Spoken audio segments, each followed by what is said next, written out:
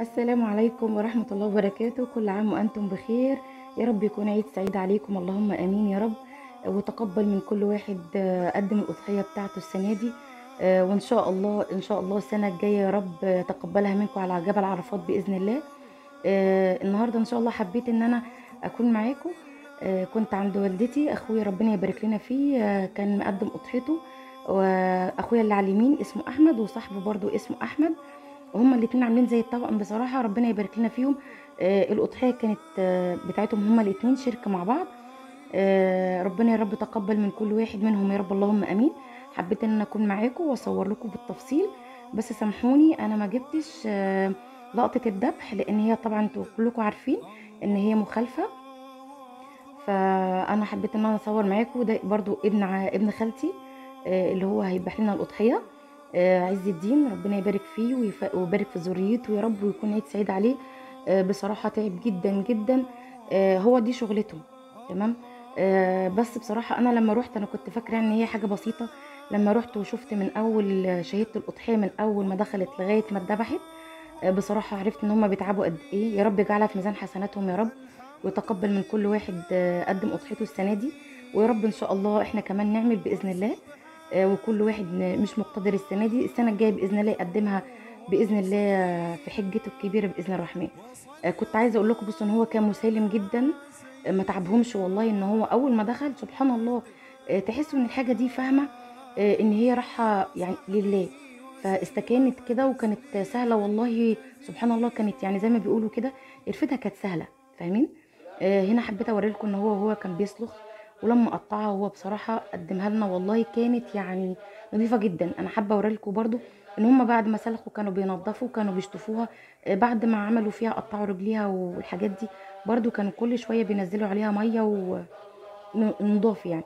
كنت عايزه اقول لكم ان كل اللي كانوا موجودين آه، كانوا اخواتنا وكانوا جيراننا وكانوا قرايبنا. ما كانش في حد غريب طبعا. ربنا يبارك فيهم يا رب ويجعله في ميزان حسناتهم جميعا. كنت عايزه برضو ان انا ما حبيتش ان انا اصور لكم منظر اللحمه. كل اللي عملناه ان بعد ما هم ربنا يبارك لهم شافوا وقطعوا، احنا قعدنا طبعا معاهم لغايه ما خلصوا التقطيع فيها. وبعد كده احنا روحنا على البيت، جهزنا المكان اللي المفروض كان هتتحط فيه. المفروض ان انتي بتفرشي زي بلاستيك كده او مشمع وعليه ملايات نظيفه. وبعدين بتنشري اللحمه تحت تكييف او تحت مروحه علشان ترتاح ساعه من بعد الذبيح، لان لو انت اخدتيها على طول وكيستيها او حتى حطيتيها في ديب فريزر بت بتبوظ. تمام. فاحنا روحنا وفرشنا مكان اللحمه ما هتتحط، واللهم بارك يا رب يا رب يتقبلها ان شاء الله. وتبقى بقى الف هنا وشفا على كل اللي خدها. علشان تتهوى شويه. وبعدين اخويا وابن عمي واخواتي طبعا، واحنا في البيت قعدنا نساعد بعض ان احنا حاولنا نكيس على قد ما نقدر ان كل كيس مش اقل من كيلو. ما فيش حاجه هتطلع اقل من كيلو يعني.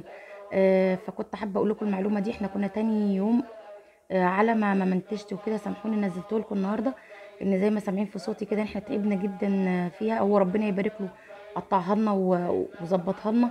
بس برضو بتبقى شقه، يعني اليوم كله شقه. وتاني يوم احنا لو اقول لكم ان احنا قعدنا، احنا صحينا الصبح الساعه 4 وطلعنا علشان نذبحها الساعه 4.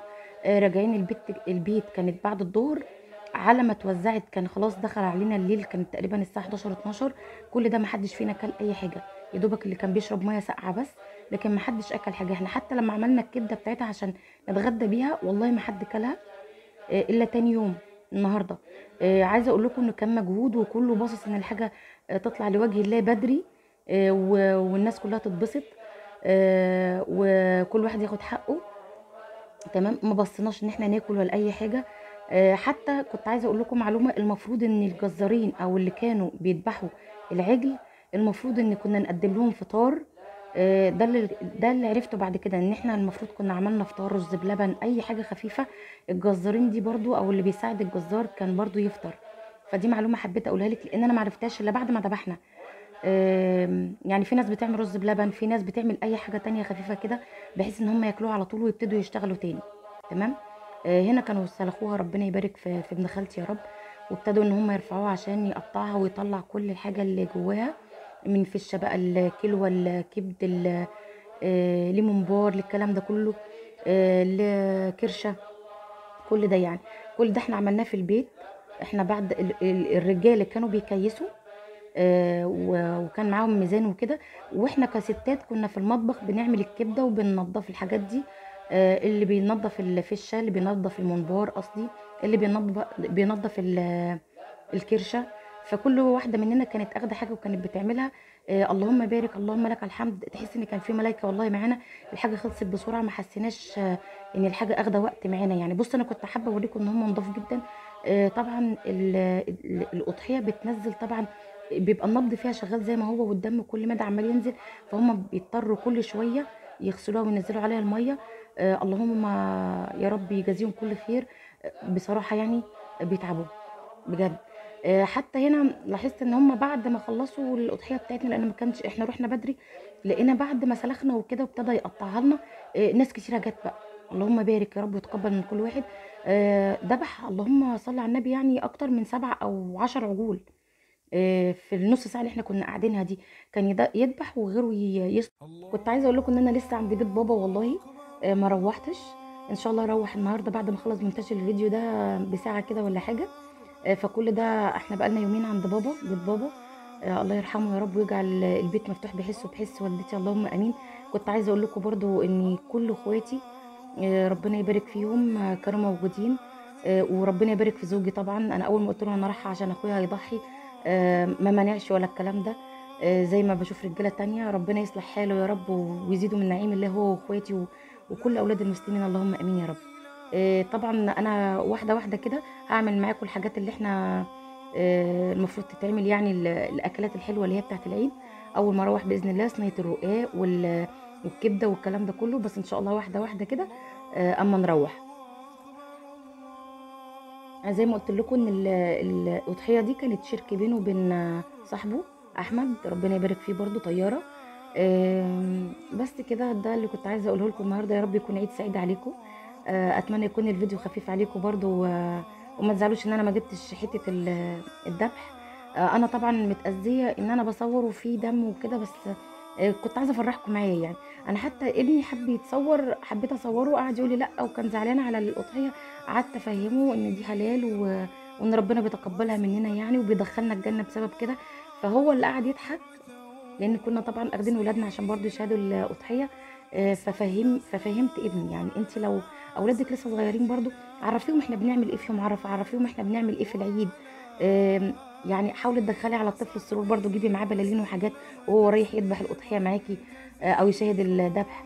كنت عايزه اقول لك بقى ان كل ما كان بيطلع حاجه كنت انا بشرح لهم يعني، الفهامه العلامه بتاعتهم ان ده السمين بتاع الاضحيه. بص انا مش عارفه ده بقره جاموسه، انا ما اعرفش فيهم بصراحه. دخل كان عمال يجري كده وكده. انا صعب عليا جدا لما دماغه اتخبطت في الحديده والله. بس سبحان الله قعد واستكان. وبعد ما روحنا اخويا جه قال لي ان اللي كان داخل وكبير كان بسم الله ما شاء الله، اللهم صل على النبي، كان كبير. كنت خايفه حتى عماله اصور وابعد واقرب، خايفه منه لا ينط كده ولا كده. بيقول لي اول ما قربوا وسموا بسم الله استكان، اللي هو ما عملش اي حركات. كانوا خايفين منه جدا، ما عملش اي حاجه، اللي هو استسلم لله. فسبحان الله والله اللي بيخلي الحاجات دي. وفي معلومه تانية انا عرفتها، مش عارفه ده صح ولا لا، ان في عيد الاضحى لو تاخدوا بالكم ان القطط كلها بتختفي من الشوارع او معظمها. انا ما اعرفش المعلومه دي صح ولا لا. لو حد عارف ان المعلومه دي صح يصححها لي، لو هي غلط برضو. انا لما سالت ليه انا ما بشوفش قطط في الشوارع او زي ما بنشوف ناحيه الجزارين القطط بتبقى موجوده، قالوا لي ان هي ال يعني القطط والحاجات دي بيشوفوا حاجات احنا مش شايفينها. فملك، انا مش عارفه والله المعلومه دي صح ولا لا. بيشوفوا ملك الموت او حاجه زي كده. فانا مش عارفه يعني ده صح ولا لا. المهم كنت عايزه اقول لكم ان هو هنا كان هيقسم خلاص الاضحيه نصين عشان يقدروا يشفوها بقى وكده من اللحمه. ربنا يديهم الصحه والعافيه والله تعبوا بجد. يا رب عيد سعيد عليكم ان شاء الله. وسامحوني على صوتي لان احنا ما كناش نايمين، ما نمناش. ادعوا لي ان شاء الله بس كده اعمل معاكم ان شاء الله كل الاكلات الحلوه اللي بتحبوها بتاعه العيد. انا عملت الفته الفيديو اللي فات، وان شاء الله انزل لكم اللينك بتاعه تحت في صندوق الوصف، للي لسه ما شافوش باذن الله. طريقه جدا هتعجبكم ان شاء الله. انا عملته يوم الوقفه، عملت الفته يوم الوقفه. لان يوم العيد انا ما صورتش حاجه، سامحوني. وتاني يوم كنت عند والدتي، طبعا طول اليوم كنا بنوزع وبنعمل حاجات في المطبخ وكده، فبرضه ما عرفتش اصور لكم، وما عرفتش ان انا اصور اللحمه طبعا وهي مفروده شويه عشان ترتاح ساعه قبل ما نكيسها. كل ده ما عرفتش ان انا اصوره لكم، والله انا زعلانه. بس في نفس الوقت بقول الحمد لله، اللهم لك الحمد يعني.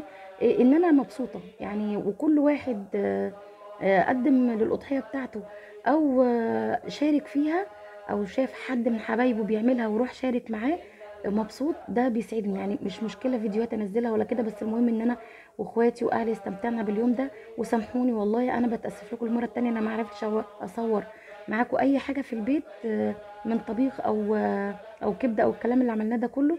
بس لان الدنيا كانت هيصه جدا واخواتي بقى واولادهم وكده. فسامحوني بالله عليكم، وان شاء الله باذن الله اول ما اروح هنعمل معاكم كل حاجه انتوا بتحبوها، وقولوا لي بس انتوا طالبين ايه في الكومنتات، وباذن الله اعملها معاكم.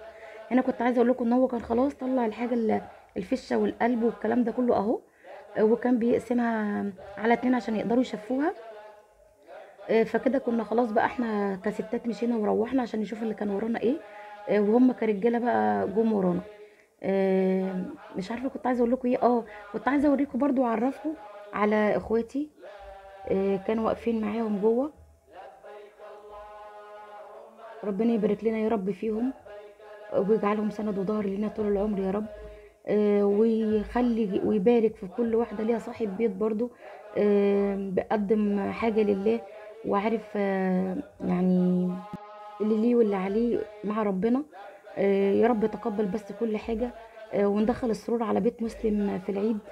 وكنت عايزة انوه برضو المرة التانية ان كل كيس لازم ما يكونش اقل من كيلو.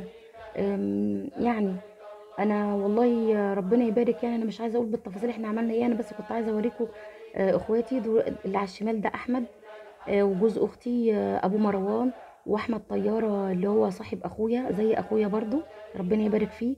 وده ابن خالتي عز الدين اللي هو الجزار، ربنا يبارك في صحته وعافيته.